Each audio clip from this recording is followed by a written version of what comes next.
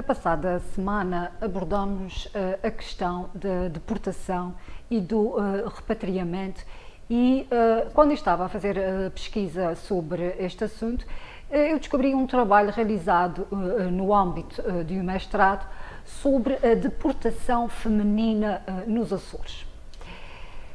Este trabalho chama-me a atenção porque, de facto, é um fenómeno muito pouco explorado e com pouca bibliografia para consulta. Esta investigação focou-se no fenómeno da deportação na perspectiva das mulheres que foram alvo desta deportação, ao mesmo tempo que expõe os obstáculos e as dificuldades em relação à integração destas mulheres na sociedade açoriana. Devo acrescentar aqui, e baseada em estudos que realizei sobre a imigração açoriana, não sobre mulheres em concreto, mas a imigração em geral, que estamos a falar de mulheres cujos percursos de vida, desde a infância, residiram na América e que, por violação da lei americana, foram penalizadas com a deportação para os Açores.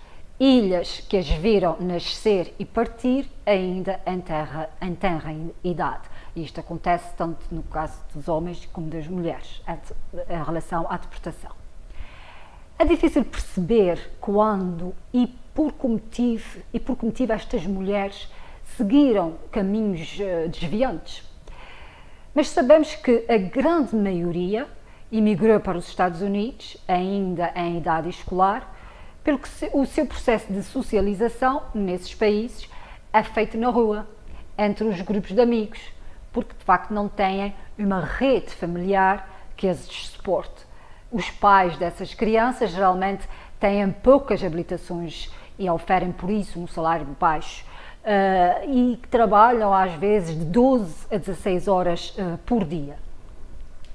Esta ausência dos pais, aliada com o baixo nível de escolaridade e o choque cultural entre o que vivem em casa e o que lidam na rua, ou seja, não sendo oficialmente americanos, são um produto deste país, porque foi neste país que decorreu a sua socialização.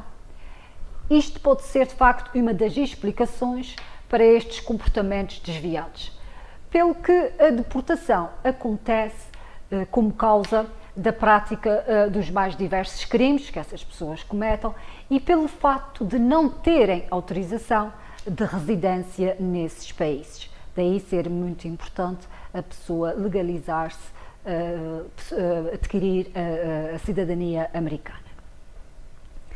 O investigador desenvolveu a sua investigação, o seu estudo, com base em entrevistas realizadas a 5 mulheres que foram deportadas para os Açores e ainda fez mais 3 entrevistas a entidades que atuam diretamente com essas mulheres, nomeadamente a Arrisca, a Novo Dia, o Centro de Apoio ao Repatriado e também entidades nos Estados Unidos, como seja o caso do Centro de Assistência ao Imigrante, com sede na cidade de New Bedford. Depois da descrição do perfil demográfico dessas mulheres, que o investigador fez, como foi o caso de saber a idade, o local de nascimento, a profissão, o estado civil, as razões que as levaram a emigrar e a sua trajetória até chegarem aos Açores, bem como o dos dados recolhidos nas entrevistas com estas outras entidades, o investigador conclui que, e claro, vamos ser aqui muito resumidos, muito sintéticos, porque o programa ficaria muito longo, mas ele conclui que todas essas mulheres, essas 5 mulheres, emigraram para os Estados Unidos em criança, entre 1 ano de idade e 12 anos. A causa que motivou a imigração destas 5 mulheres foi a busca de melhores condições de vida por parte dos pais. Portanto, foi uma decisão dos progenitores. O local escolhido para viverem foi essencialmente na costa leste, nos estados de Massachusetts e Rhode Island. Todas têm uma trajetória de vida semelhante enquanto jovens, ou seja, envolveram-se em drogas, viciaram-se e traficaram, pelo que todas cumpriram penas de prisão nos Estados Unidos. As entrevistadas foram deportadas para São Miguel, já em idade adulta. Chegadas cá, o tipo de apoio por parte das entidades variou consoante cada situação, sendo que o apoio mais importante foi colocar estas mulheres no mercado de trabalho. E agora digo, claro, tudo isso faz sentido, pois só assim essas mulheres poderão garantir a sua estabilidade económica, mas infelizmente o que acontece muitas vezes é que elas não conseguem trabalho. No caso dessas mulheres, elas na sua maioria encontram-se desempregadas. E o que sentiram estas mulheres quando cá chegaram? Isto é outra pergunta que o investigador faz e responde. O investigador diz-nos que as mulheres entrevistadas consideraram que a maioria das pessoas, as pessoas de cá, têm uma visão negativa sobre elas, rotulando-as de criminosas, drogadas e prostitutas. No entanto, e felizmente com o passar do tempo, essas pessoas foram mudando a sua opinião à medida que passaram a relacionar-se mais entre si.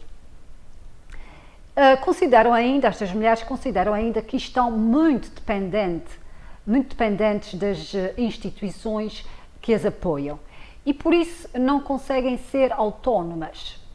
E como não conseguem ser independentes, a tendência é isolarem-se e não querem estar em sociedade. Por fim, e em jeito de resumo, o investigador diz-nos que nem sempre as políticas destinadas a essas questões da deportação têm em conta a especificidade e os riscos que essas mulheres enfrentam. Encaram esse fenómeno de forma global, mas a verdade é que as mulheres deportadas estão mais expostas que os homens a situações de discriminação, porque são rotuladas e porque, claro, são mulheres.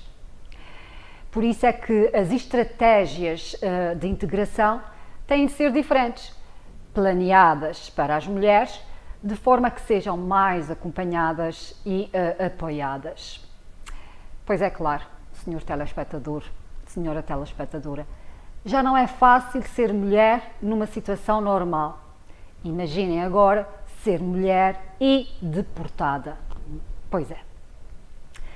Concordo com o papel das organizações e dos governos na integração dessas mulheres, é um papel crucial.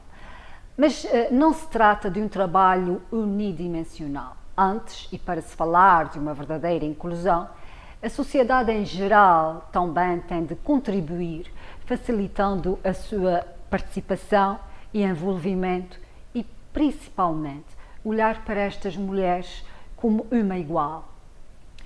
Não esqueçamos que somos uma região de imigrantes e imigrantes e sabemos bem como foi chegar a um país diferente, sem saber falar a língua, sem habilitações, sem meios. Mas a história da nossa imigração diz-nos também que os nossos imigrantes venceram, são hoje pessoas de sucesso nas diferentes áreas.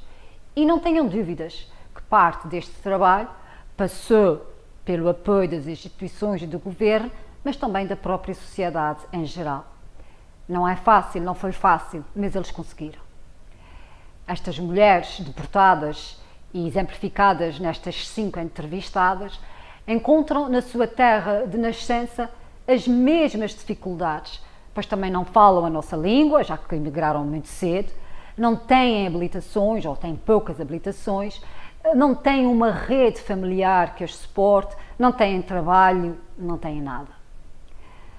Portanto, cabe a cada um de nós dar a mão, começando desde logo por não discriminar e pensar que por detrás de cada uma está uma história de vida muito triste. Mulheres que pagaram pelo seu crime 2 vezes, lá e cá. Mulheres desmembradas porque deixaram filhos e familiares. Mulheres que não tiveram, no fundo, as mesmas oportunidades que nós. Até para a semana.